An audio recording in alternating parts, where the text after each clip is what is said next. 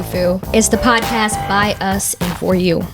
It's the podcast where two melanated lesbians in New York City share our perfect opinions. I think the world needs a podcast from you, Mana.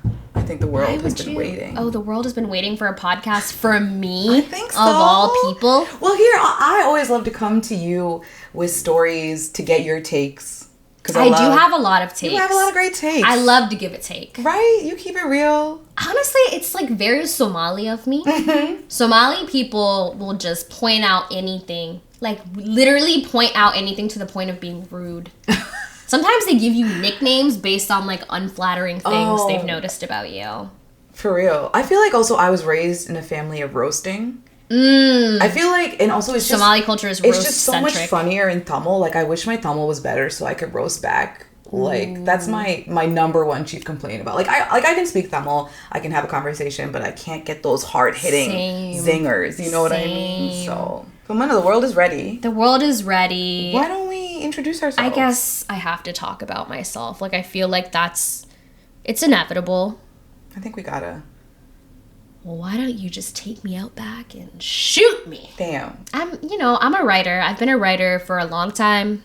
I'm an organizer. I've been an organizer for even longer than I've been a writer. And I am from the comedy world. So I am really stupid and I refuse to turn off my goofy in a high stakes political fucking situation. Because if I can't laugh about it, honey, we're not gonna make it. We're not. You need to laugh about it. To get through it. That's why we're here. I feel you. But oh God, that was so uncomfortable. Now you tell me about yourself. I agree with you though. So my name is Priya. I am a queer Tamil comic and public defender from Queens, New York. And I rep Queens down. You really do. I really do. It'll come up somehow. Like, no matter the conversation. You lead with it. I do. And, I've performed comedy. I've produced my own shows. And my tagline, unofficially, is always like, I want to trick someone into learning something. We have to use the power of laughter really strategically.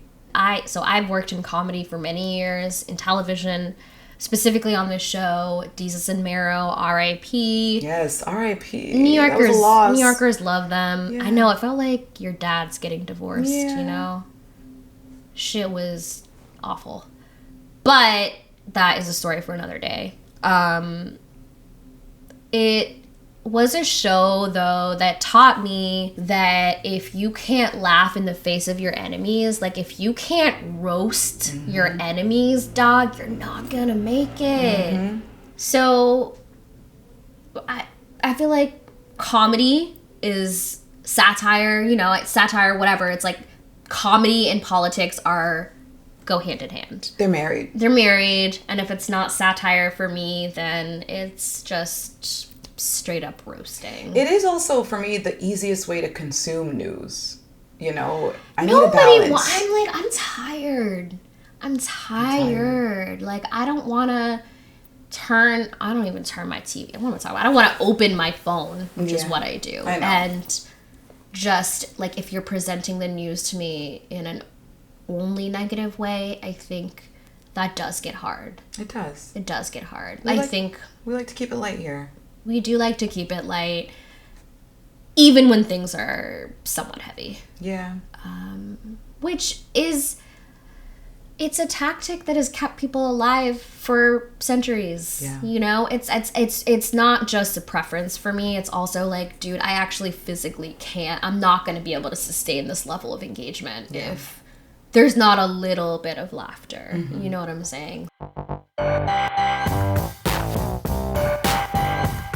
So if you haven't been following this story already, we're now going to get into something that Priya has been following closely. And that's congestion pricing. So essentially, our ain't shit governor, Kathy Hochul, did a classic bait and switch with New York voters.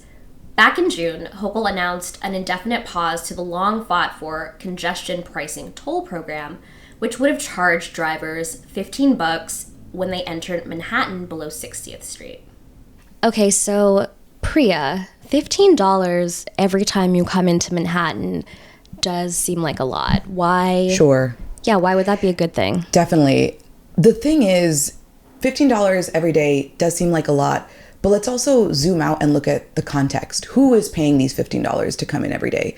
It's a lot of people from the suburbs who should actually be commuting sustainably. One, let's look at the history of suburbs. It's where people who wanted to flee, white people who wanted to flee from minorities, went to and settled, but still wanted to experience the benefits of a city. And also, these people should be commuting sustainably because of the impact the pollution is having on the people within the city itself. And the people in the city are pretty supportive of congestion pricing. We're all commuting. We're all taking public transit. So, wait, you're saying that folks should take trains into the city rather than drive their own cars into the city because that pollution would then be bad for people who do live in the city and, you know, take the train to work every day like exactly. you and I. It's just not sustainable. And I'm also someone, I grew up in Southeast Queens. I grew up in a subway desert. I took a bus to a train to get to high school every day. I know that that's tough. But the solution isn't everyone driving into the city. You know, the solution is to reinvest into the infrastructure of the city, which is what the funding would do. And the other thing is just the audacity of our governor for turning around on the issue. I hate that bitch, Kathy Hochul.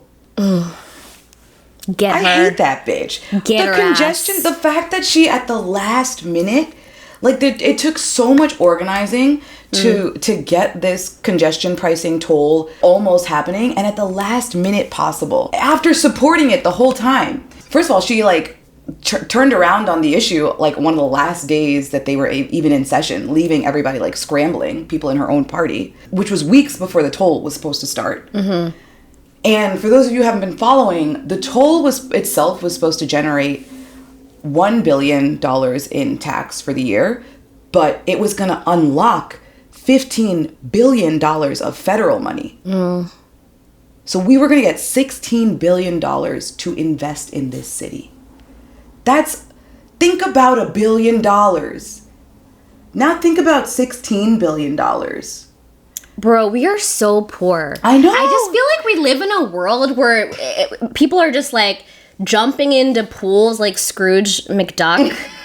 Well, you it's know? like there is money, it's just not being used in the ways that we need it. You know, like the city has so much money.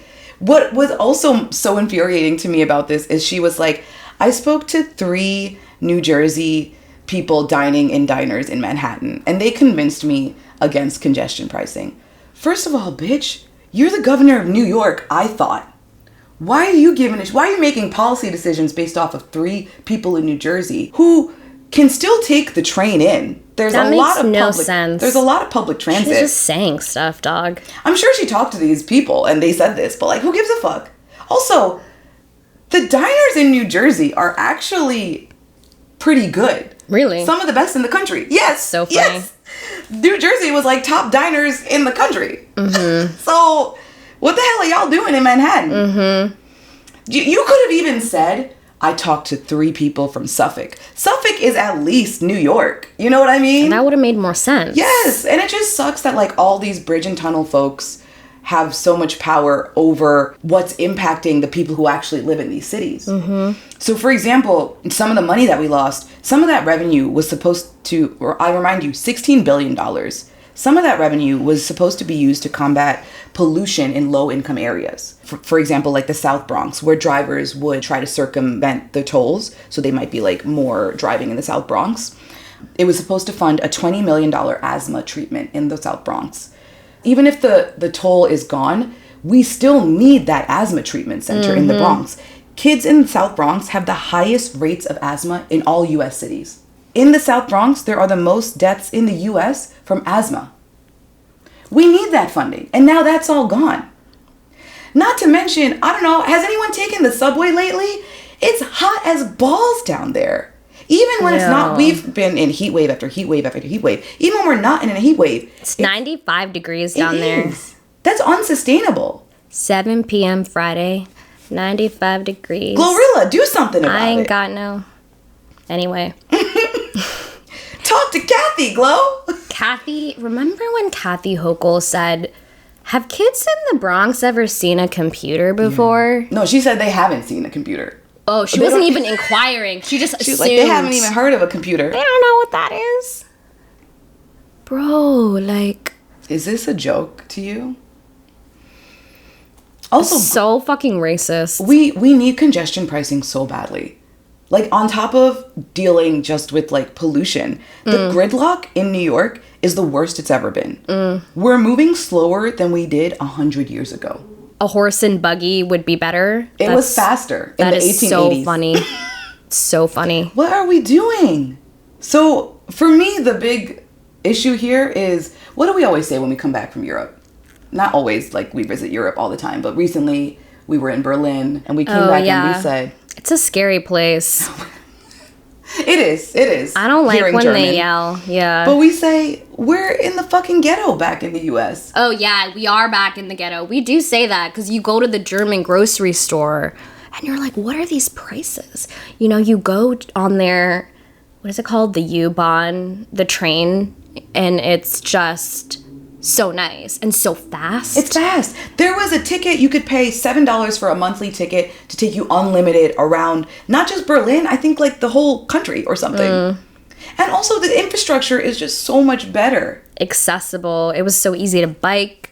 New York City has the best public transit in America, and it's still 10 to 15 years behind European cities. Like, that's fucking embarrassing. I'm sorry. Yeah, get it together. Paris is more green right now than it's been recently. And that's like changes that's happened in the past couple of years. It's a way more sustainable city. Air pollution has been reduced. The number of vehicles in the streets are reduced. Space has been given back to pedestrians and cyclists. And that's like in the past like 3 to 5 years. We can do it, y'all. We can do it. Should we take back the streets? Whose streets? Our streets. Should we take back our streets? Because I'm like... This congestion pricing, it's insane that she blocked it at the last minute. And it's insane all the funding that we're losing that we need so badly. Right. I mean, when the executive just plays in your face like that, what are you supposed to do? Yeah. So we'll see. People are suing her, saying she's getting sued. She's getting sued, but we'll see how the courts come down on it, you know. I'm just saying, you know, like, we gotta fight for a greener New York. Like, we need to. Look at the way climate change is ravaging our city. You ever seen The Simpsons? You know Cletus? Yes. Cletus the slack-jawed yokel? Yes. Sometimes in my head, I call her Kathy the slack-jawed Hochul. Oh, that his last name was Hochul? He was a yokel. Like, a yokel is like a hillbilly, I guess. Yes, that right? makes sense. So oh my God. Cletus the slack-jawed yokel. That's hilarious. Kathy the slack-jawed Hochul. I'm into that. I want to see you want to act like a dumbass, Kathy? Like, we'll treat you like the dumbass. Mm-hmm. She's whack. What else do we want to talk about? Speaking of whack New York City politicians, can we talk a little bit about Ritchie Torres? Ritchie Torres is such a loser. Oh. Like, he activates my inner mean girl, which, like, I feel like I've tried to leave that behind. You know what I'm talking about? Like, yes. That's ghetto. Like... It's peace and love over here. Mm-hmm. That's the vibe. That's the grown-ass lady vibe. Ritchie Torres, he's so, like, transparently odious. Mm-hmm. Like, his personality is so clearly terrible. Mm-hmm. And he's this, like, incredibly hardline Zionist. Yep. You know, he's got like, the block button on a hair trigger. Yep. And... because he's had this, like, insane Zionist position where he basically doesn't even acknowledge, like, the insane bloodshed. Like, people will come up to him and he'll just be so dismissive. Mm. Like, people are like, you know, I've lost family members. And he's kind of just like, go fuck yourself. Mm-hmm. So, you know, he does this he gave an interview in Tablet magazine. I think that just, like, demonstrates, like, how much he sucks. Complaining that, I think his sibling is no longer talking to him, or at least they're, like, alienated from one another because he's been so horrible on the civilian casualties, the children, you know, he's just, like, obsessed with Israel. And he also, now this is really fucking funny to me, he can't get a date. Oh. He can't get a date. I can't act like I'm surprised. Right. There, but all the gay boys in New York City and you can't get a date. Like, think about that for a second. And not only that, like, you're in magazines. Like, he's probably hoping he gets a date from that interview. But I feel like it just made him look like a bigger loser, dog. He deserves to be bullied. He does. Like, on an ad hominem level. Yes. You know what I mean? Like, yes. he deserves to have his personality and character attacked. I agree 100%. And actually, there was a recent post that I saw bullying him by an organizing group that is like Bronx Organizing for Palestine. And they shared a screenshot of his tweet, which was in response to a pro-Palestinian organizer named Nurdin Kiswani from Within Our Lifetime, asking him to shut up. He said, "Your request that I shut up has been denied. I am here. I am Zionist. I'm not going anywhere.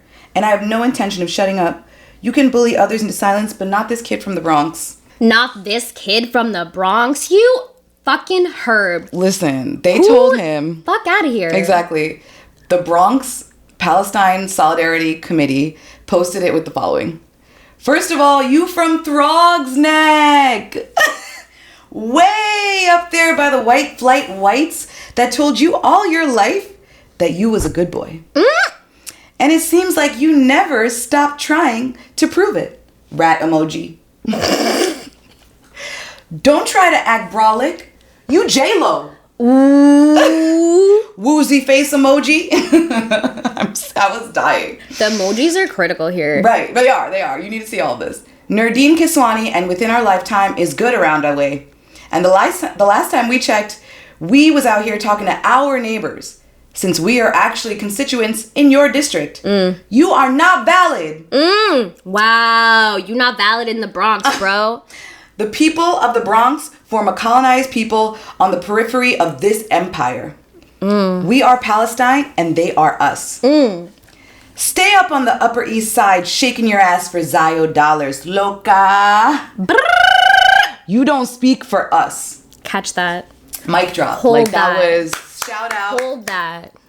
To Bronx Palestine Solidarity Committee. Yeah, let me say a little bit about Ritchie Torres. Please. So Ritchie Torres represents a neighborhood whose median income is $42,000. White people are just 9% of the population, right?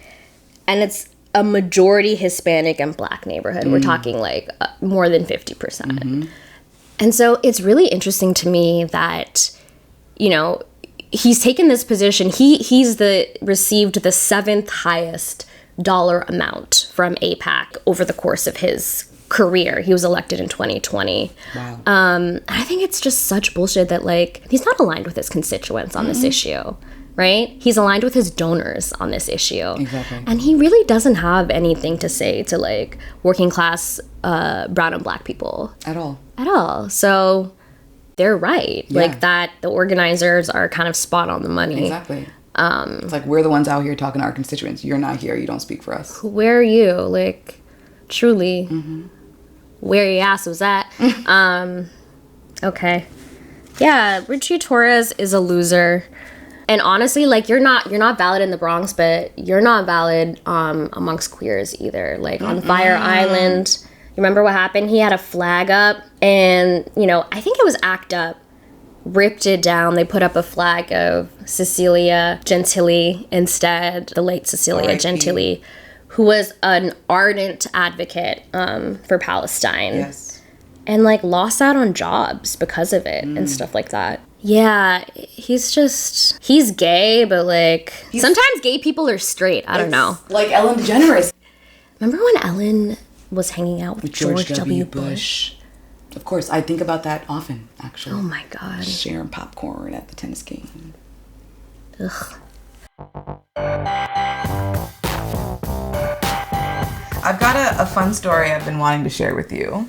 Okay. I have to say, this was broke to me by someone named Malavika Kannen on a list of worst Asians that was posted on TikTok. And like, worst Asians of all time. In general, yeah. She posted it during AAPI month, and I thought that was so funny. That is funny. Isn't it?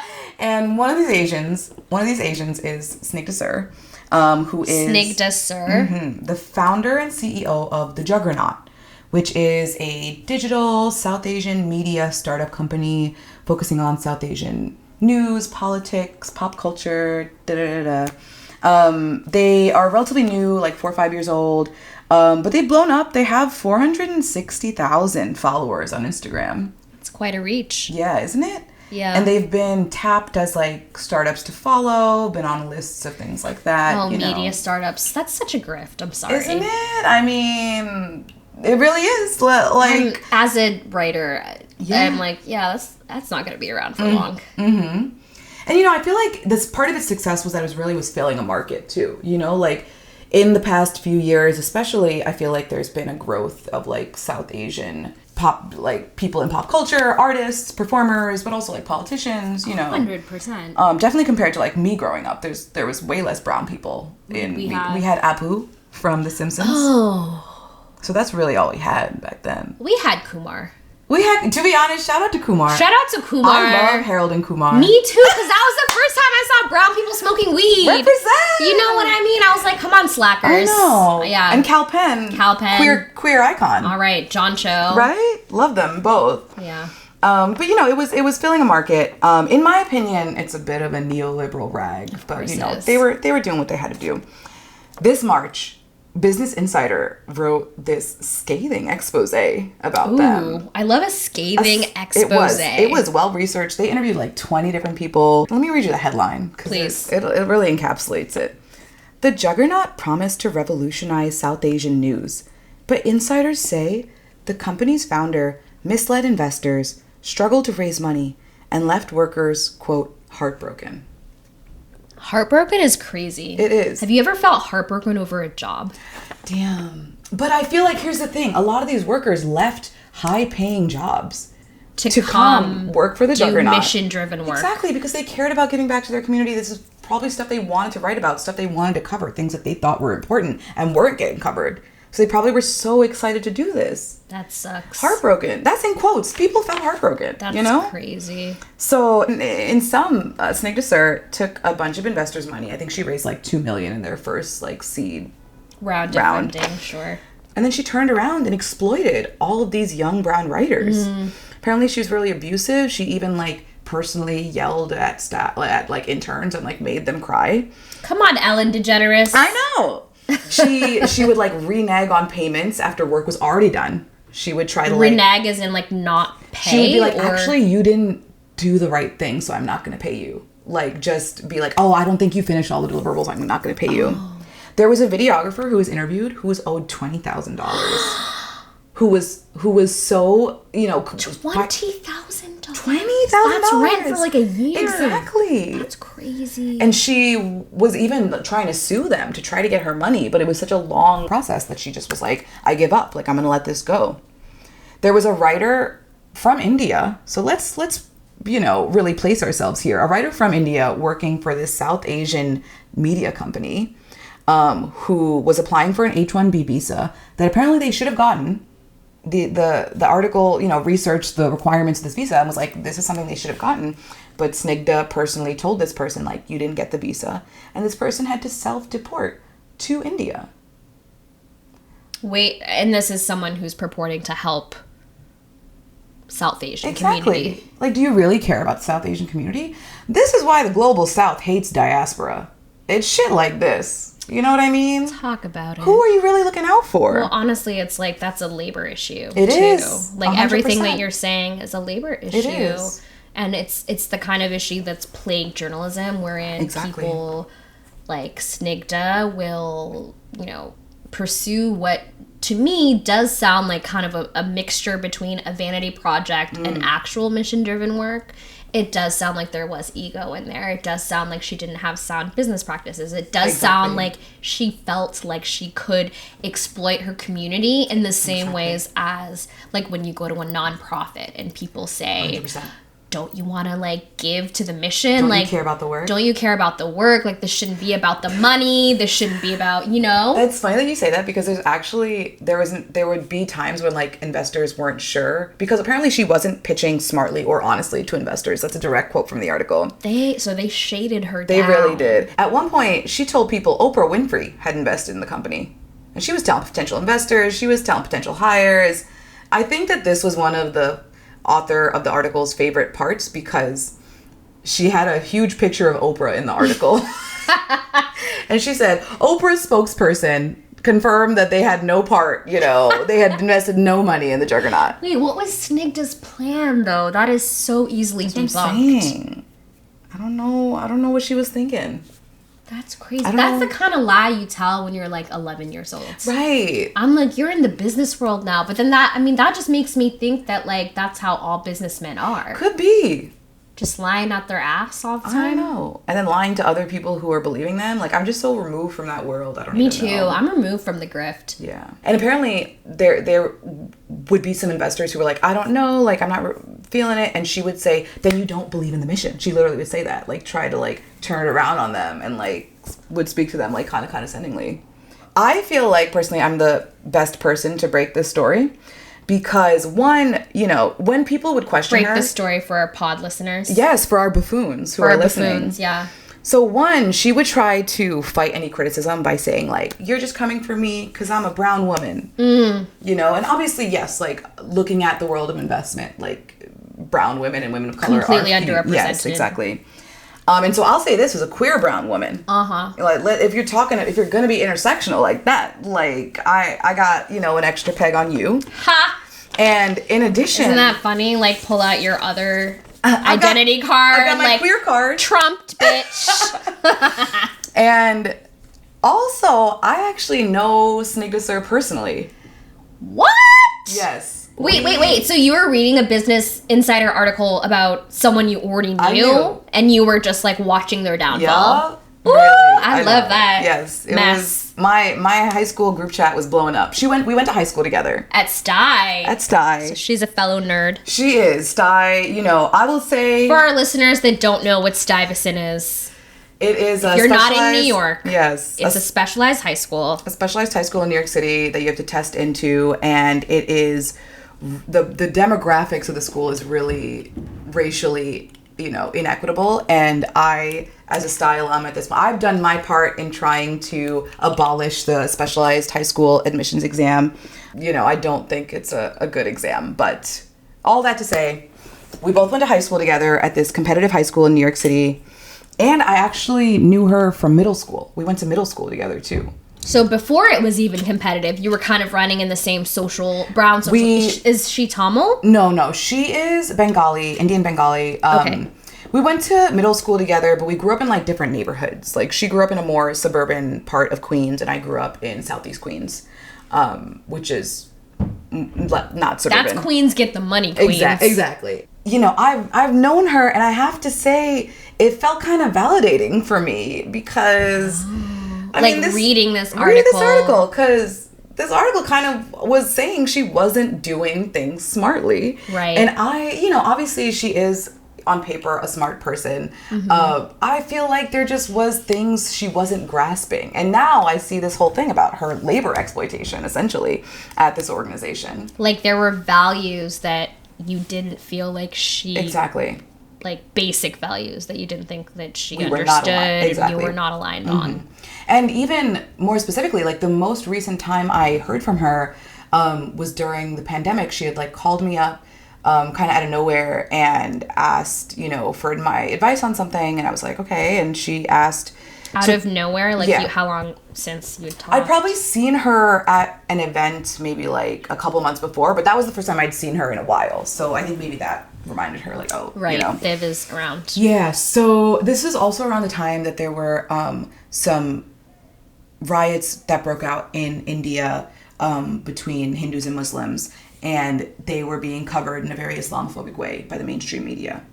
Including by the Juggernaut? Yes, and then at the time, I remember seeing the Juggernaut's headline about it and thinking the same, like, being really disappointed that they were covering it in the same vein.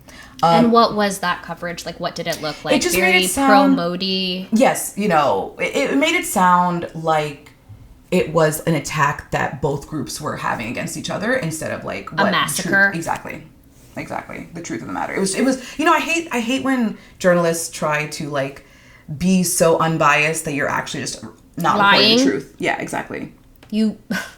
When wanting to give the appearance of not being biased is such a performance that you're actually simply not saying the main thing that should be said. Exactly. Right. So she called me up and she was like, some Muslim activists in New York are unhappy with my coverage here. She was like, they want me to release a statement, you know, apologizing, da-da-da-da. And I essentially was like, yeah, girl, you should do that. I'm completely aligned with them. I told her as clear as possible, like, yes, the right path forward is to recognize that. That's so interesting that she came to you as a trusted person whose opinion held more weight than you're not Muslim. Exactly. I wonder if she was like Hindu to Hindu. Yeah. But I mean, like, not all Hindus are created equal. First of all, we're two completely different castes. Ooh. She is Talk about it. In the Brahmin caste, which is the highest caste in Hinduism. That's often like the priest caste. That's really. And what is a caste, just for like dummies? Sure, it's like a social hierarchy. Right. So like in and based off of karma, right? Yeah, and so you're born into your caste, and the like justification for it is that you, based off whatever, like if you did something bad in your past life, you'd be born into a lower caste in this life. So to justify like, oh, we're treating you like shit, and here's why: it's because you were bad in your past life. So we're different, girl. Like, you're high caste and I'm so low caste. My parents couldn't even find me an arranged marriage despite trying very hard. Stop it. They really couldn't. No, you're lying. I swear to God, they struggled. They struggled looking in the diaspora. They were so desperate. They started looking at people in Sri Lanka. My mouth is hanging open right now. And that's y'all, just... you can't even believe, like, you can't even believe how cute my friend is. That's what I'm about to say. I'm like, look on the Instagram. Please go to the Bufu Instagram. That's what I'm saying. And peep how cute we actually Thank are, you, dog. Like, and listen, I'm good. I'm in love and I have the love of my life. Like, don't, slide into my DMs. But I'm just saying casteism affects... I'm wifed up. Right? Leave me alone and she could fight, okay? Right? But casteism affects hot people too, okay? I just want everyone to remember that. But anyway, obviously she called me up. I gave her advice. She didn't listen to that advice.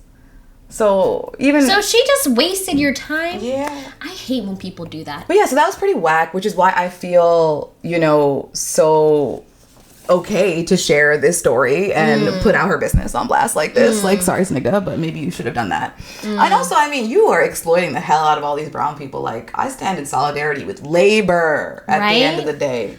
It's not...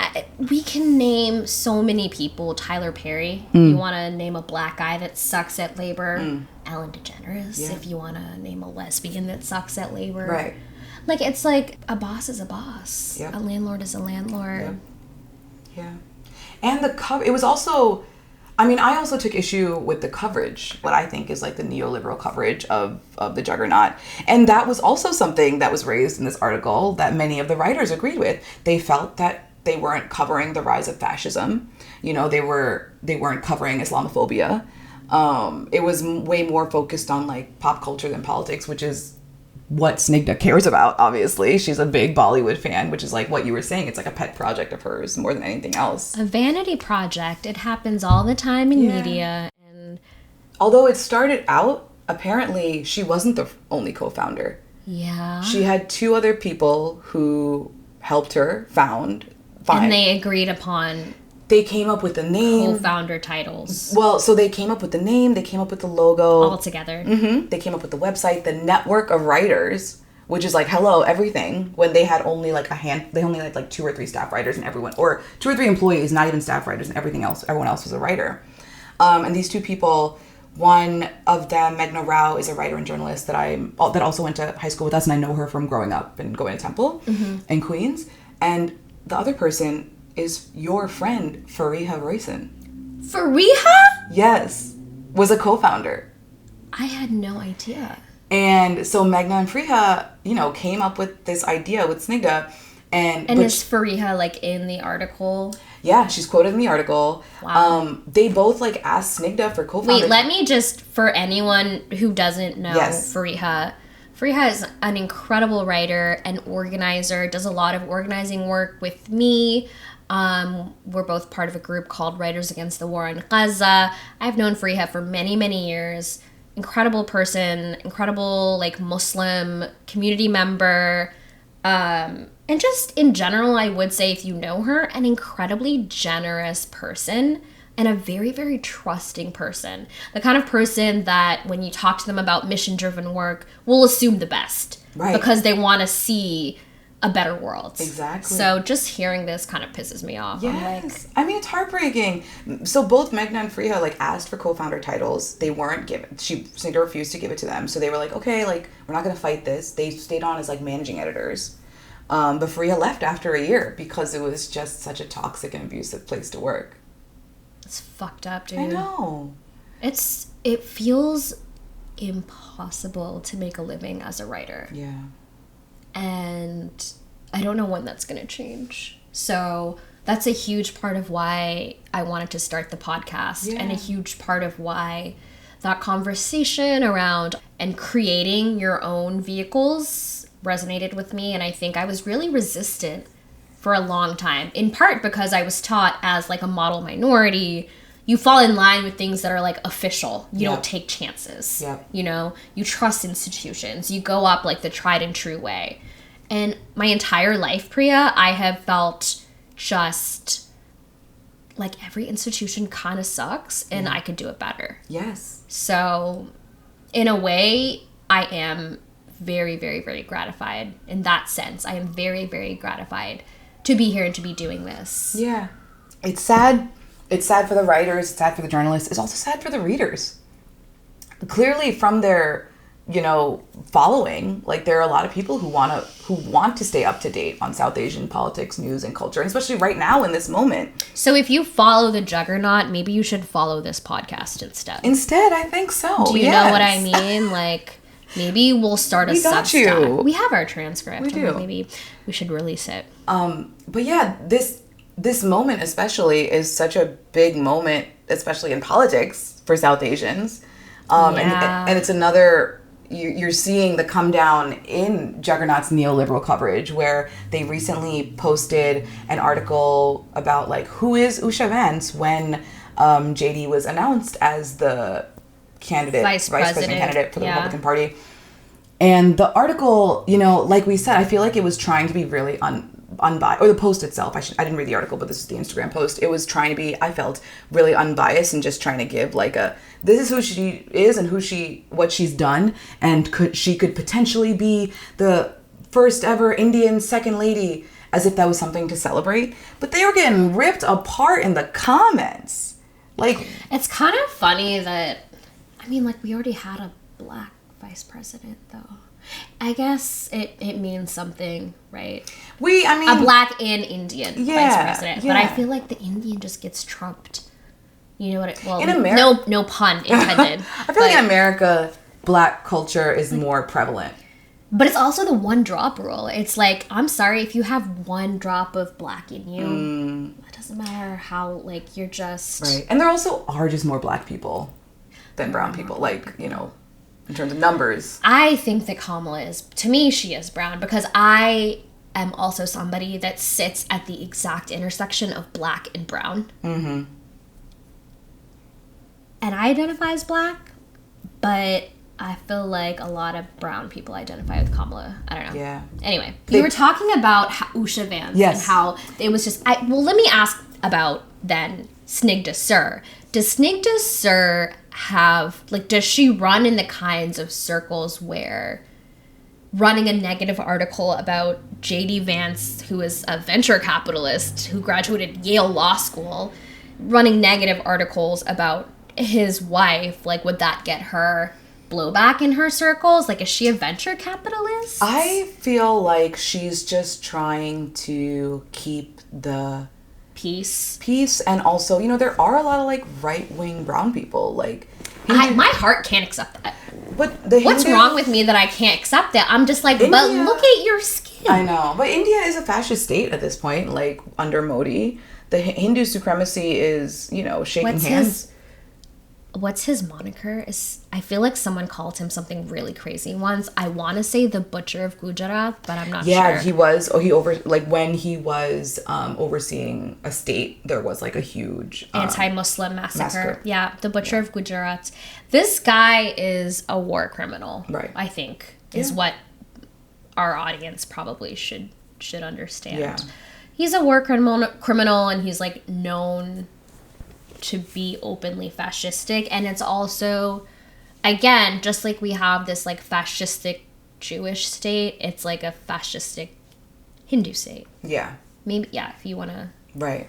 I'm just like, I'm the outsider, so I'm hoping like the viewer or the audience can sort of understand through me, like dummy 101. Yeah, I mean, there's a lot going on in India. There's a lot of fascism in that state, and that's also more of what I think should be covered in the Juggernaut. Like, you can't talk about India without covering its fascism, I think, if you're going to be telling a true and fair story.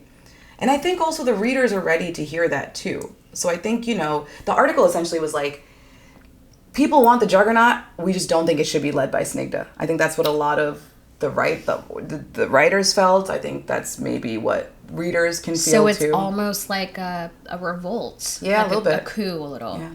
And it's interesting to me because I think that this is sort of like a lesson that I would love our buffoons to take away here is Snigdha is someone who was upheld by many elite institutions. You know, she went to STY in New York, and then she went to Yale for undergrad, and then she went to Harvard Business School, you know, so for Stop. My mom is like gonna mention this to me and be like, why aren't you like the girl that you talked about on your podcast? Wow. You know, my cousin went to Harvard Medical School. I hear about it every time I go home. At least they're teaching stuff in medical school, I hope. I know. I do think that's different. I'm like, at least doctors produce something. Yeah. Produce results that matter. Like, I don't know what they're teaching at Harvard. If she is the output of Harvard Business School, like... Business is... Good luck. Do you trust anyone that's like, I went to business school? It's like... Not really. It's like, you could have spent your money somewhere else. Wisely. But I would love for people to take away that, like, you can go through all these elite institutions and still come out lacking. Oof. So save your money. Lacking, like, in a fucking obvious way. Yeah. Save your money. Check out CUNY. Check out CUNY Law. Shout out to CUNY Law. CUNY grad programs can be radical-ass spaces. That's right. Support public education. And make CUNY free like it used to be before too many minorities started going. Ooh.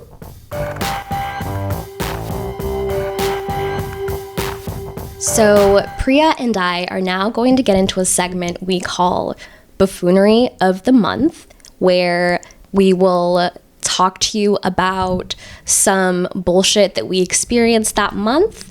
And or a crazy thing that just occurred. Or a crazy thing that occurred. Something you might find entertaining as a listener. So this month, my buffoonery of the month is the fact that... Now, this is actually kind of embarrassing to talk about. This is a safe space, Mana. Okay. Well, so I am an erstwhile Blink Fitness member. I haven't been in a year, maybe. Damn. Yeah.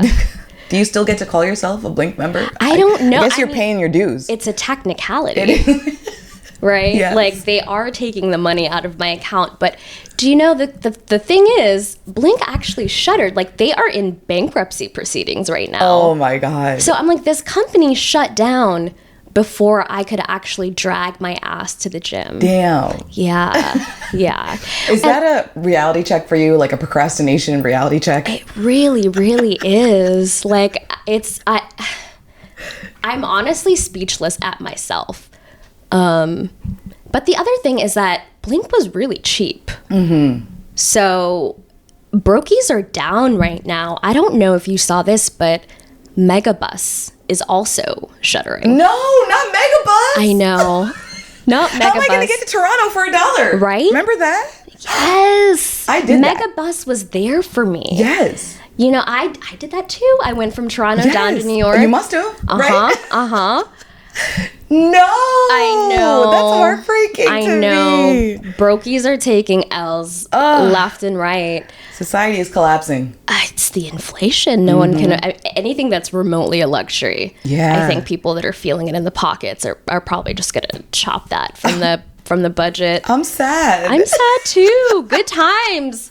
Good times on the mega bus. On the double decker. I would sit on the top in the front row. Oof. Like it was a roller coaster. One time that shit broke down though. Stop. On the side of the road. No, that's scary. I on know. The highway? Yes. Oh, that's scary. I know. Highways terrify me. We were just chilling on the side of the highway, like bonding. Thinking about our choices. Singing together. Yeah. You know that episode of Hey Arnold where they get stuck in the subway and then they like hold hands and sing? I mean, that could never happen in New York. Oh, no. There would be a stabbing. Definitely. But in Hey Arnold's New York, you know.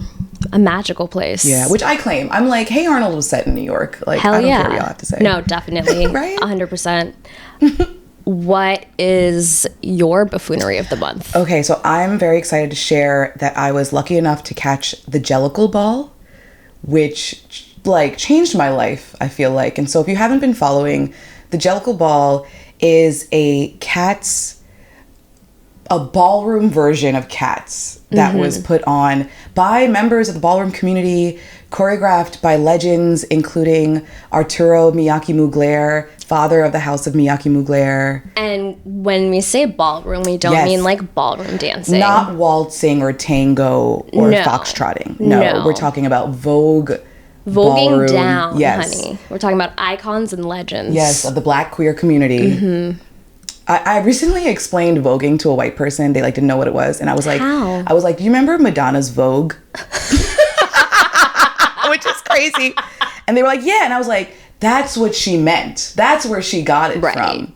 Yeah, you know, but that's them. Absolutely. But yeah, it was incredible. I honestly was emotional, you know, because first of all, like Cats. You know, I will say I like Cats. My partner's always making fun of me like, oh, you love Cats. You're a big Cats fan. I'm like, God. I saw the movie, not the like... The tape of the Broadway recording? Of the Broadway, right. And listen, I wore that out. You did? So you were actually a Cats fan. Oh, 100%. Never mind. No, like 1998, I was the biggest Cats fan in the world. Girl. I mean, that shit is just funny. It's silly and funny and gay. It's so fucking weird. It's queer, definitely. Yeah. And so this... Jellicle Ball was a ball, like they sang all the songs of Cats, but they also vogued down, and there was like Vogue categories. There was Vogue, like people were walking categories, like the Cats were walking categories, like real categories, you know what I mean? Like Butch Queen realness, like, you know, God. Face, like it was incredible. And it also was just so beautiful to see all these queer Black, you know, and brown performers on this theatrical stage. Cats, I mean, theater is white. Like, let's be honest. Oh, like, God, have you ever been to a Broadway show? It's terrifying. And even the Jellicle Ball was predominantly white, you know? Really? And it's also, that speaks to, you know, the accessibility of theater too. Like, it was pretty expensive. The initial run, I think, was about like $200 a ticket. My partner and I, $200 a ticket. And then they extended it, and the tickets were then like $100. And so me and my partner were able to go, and I'm so glad we were able to catch that and support those artists as well. That sounds magical. And they extended it again, and I know you and your partner, because I was telling you guys, you got to go down. Especially you are a Cats fan. You know what I mean? I should have sold out. I know. So shout out to them. You know, I'm proud of the performance that they all put out.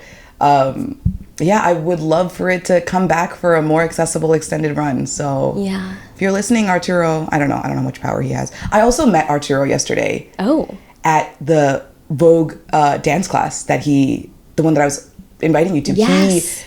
He is putting on this really amazing accessible. It was like $25. It's every Monday. That's more my speed. That's what I'm talking about. And he was so sweet. I learned. Catwalk, duck walk. Duck walk is tough. Face, I know, but you practice it a bit. I was able to go like from the front of the room to the end. Hands, hands. And dip. Death drop, like a death drop. Yeah, like I mean, it was like one of those it was like obviously the softest one you could do. Yeah, and it was hard, but I did. You know, he had us do the choreo that he showed us, and when I walked, you know, I did my choreo, and he gave me a little finger clap, and I was like, wow, can't nobody tell me shit right now. I would love to walk face one day. Yes. Ooh. You got the face for face. I got the mug, baby. Right. My mug be stamped. Yes, that's my buffoonery. That's good buffoonery. Isn't it? Yeah. I'm blessed to experience that buffoonery, for real.